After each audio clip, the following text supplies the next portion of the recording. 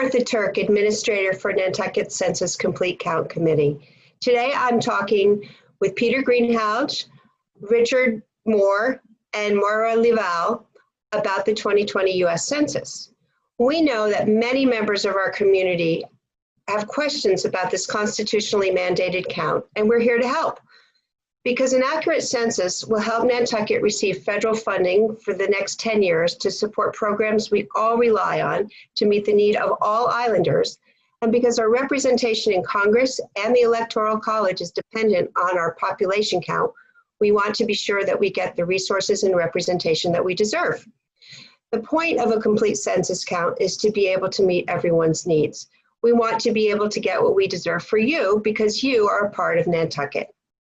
So with that, Peter, what's on your mind? Thank you, Martha. Could you please explain how the census relates to emergency funding, as in first responders, firefighters, police officers? What does this mean for Nantucket? Sure, Peter, in times like these, that's a really topical question. Thanks for asking. So federal funding for emergency response services, public safety, and emergency management, including to some degree COVID management, is allocated based on census data. Funding for emergency preparedness and in the aftermath of natural disasters and emergencies is also based on population data gleaned from the census. For instance, CARES Act funding that is applicable right now. Thank you. Anything else on your mind, Peter?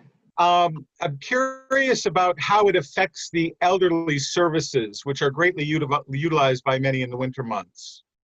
Census data informs funding for programs across the country and on Nantucket, such as Medicare Part B allocations, grants for social services, food assistance, and rental and housing assistance, all of which can be very meaningful for our elder neighbors.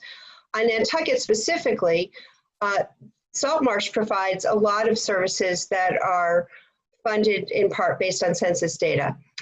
These include nutrition programs, fitness programs, social services, advocacy programs, and these are important services that our elder neighbors rely on. Great, thank you. Maura, how about you? What's on your mind? Hi, Martha. I'm so happy to be here. There's quite a few things in my mind, but I'm going to take it very direct with you because communicating with other people, I feel this question need answered to put people maybe at ease. Okay. It has actually 3 parts, so bear with me. Can census statistics could be used to retaliate against the island or any city where immigrants are welcome? That's the first part of the question. And the second part is, what about if they find a large number of undocumented immigrants living here? What will happen? The next part I will ask you after those answers. This is a really great question, and it underscores the completely justifiable and understandable concern about whether a person's status is a part of the census. It is emphatically not a part of the census. The census does not have a citizenship question. It does not ask about immigration status. It does ask about race and ethnicity because certain programs are available to help certain parts of our community, but the census should reflect the full diversity of our community in terms of age and gender and background, because knowing who lives here helps our local leaders understand our needs better. As I said, I know that there's a lot of concern about this, but it's really more important than ever to be known and be heard in order to be able to get funding for the services we all need. The next question I would ask, if there is no retaliation, and as someone that is undocumented, I know based on many things, many factors, I don't count. I don't receive anything from the government.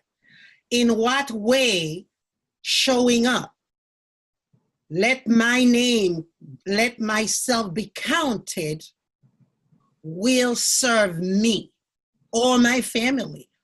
Or my community in general? Another great question. First of all, again, whether you're documented or undocumented, whether you're a citizen, no matter your status, the census doesn't ask any questions about that. But for everyone living here, there are community services available, and the funding for those community services is based on a census count. So if you use health clinics, if your children get free or reduced school lunches, if you use the food pantry, all of these things and more are funded based on our census count. So it does make a difference for you and your family and for your neighbors and for all of us, for you to be counted. Thank you so much. I just want you to know as well if people that speak different languages can access, or if people showing up at their door, if they are able to just navigate through the census online or get it completed with them. There are many options for responding to the census. You can meet with a census taker that comes to your door, and if they don't speak your language, they can find someone to come back who can help you. You can also take the census online at 2020census.gov. There's an informational video at nantucketfootprints.net that shows you how to do that and how to select your language. You can also complete the census by phone in 13 languages. Do the people that show up at your door has some kind of identification so you don't need to be scared to just talk to them? Perfect question. Absolutely. Census takers will have official badges, official devices, and official bags with the U.S. Census Bureau logo.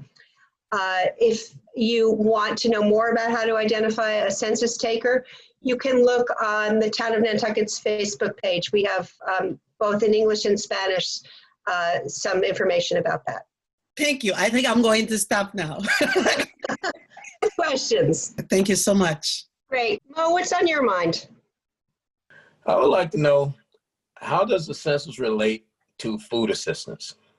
Really, really great question.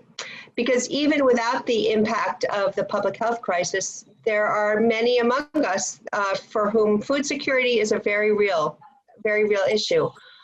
I'm glad to share what I know about how food assistance is generated. Some funding comes from federal and state sources and some from private funders, but both government and private funders rely on census statistics to determine the need in any given community. Free and reduced breakfast and lunch programs in the schools are federal programs, as is SNAP. Food assistance through the Nantucket Food Pantry is made possible by a combination of government grants and private funding through charitable organizations that support regional food banks. So it's not just government funding that is reliant upon census statistics. Private funders that support programs and services we all need rely on census data to make their funding decisions. Also, how does the census relate to healthcare? Sure. There are a lot of programs that are funding for which is based on census data. Medicare reimbursement, Medicaid allocation, and funding for the state children's health insurance program are all based on census statistics. And there are also community grants that are available for programs such as substance abuse prevention and treatment, maternal and child health services, community mental health services, family violence prevention and services, and also preventive health and health services. So a lot of healthcare and wellness programs depend on census data for funding. Would you say in some way that it's just as important to be counted in the census as it is to vote? What a timely question, Mo. And my answer is absolutely. It's just as important to be counted in the census as it is to vote, because being counted now means being heard and having an impact on the future of our community for the next 10 years. Thank you very much.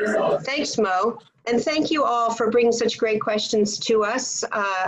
Thank you all for taking the census and being counted. Please be sure to encourage your friends, your colleagues, your neighbors, your family members, everyone you know, to take the census online at 2020census.gov before September 30th. I also want to mention that there are census takers in the community now going door to door to help people take the census in person. These people are here to help. They are trained. They are trained in public health protocols, and they're here to make it easy for everyone to respond so that Nantucket achieves as complete a count as possible.